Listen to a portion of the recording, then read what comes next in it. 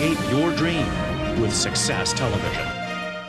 Can people truly change, reinvent themselves into more balanced, more caring, more productive individuals?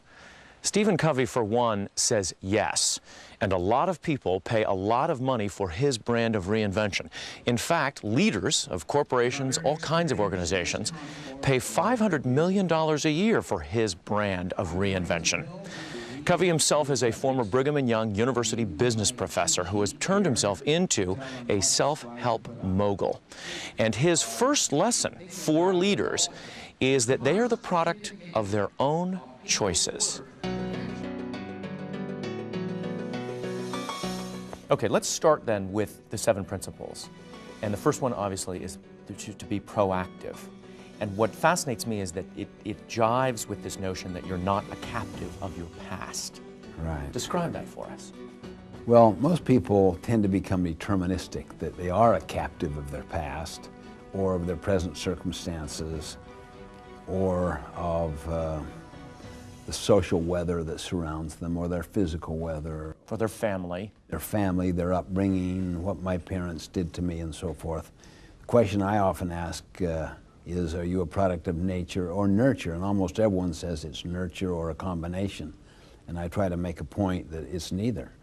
It's a product of choice, because you can choose your response to both nature and nurture. You could have, for instance, a genetic disease inside you and never get it, simply because you make the lifestyle choices of the proper food and exercise and medicine. Or you could have been abused as a child. You don't have to abuse your own child. You have the power to reinvent yourself. That's not so with animals. So the space between stimulus and response is the freedom to choose your response. Let's stop for a second and focus on the space between the stimulus, if you will, or whatever happens to you in your life, and then your response. What, is that a minute second in most instances? Is it something we can expand? Absolutely, we can expand it. But with some people that have been, say, powerfully deprived or rejected, or maybe this very little space, see? With others that have had very affirming, unconditional love growing up and so forth, they could have a very large space. The point is, however small or large the space is, it can get larger if you will take responsibility and initiative and focus on it and use it little by little.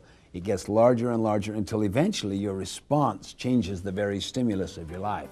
That's why I say that leaders are not born or made, they are self-made.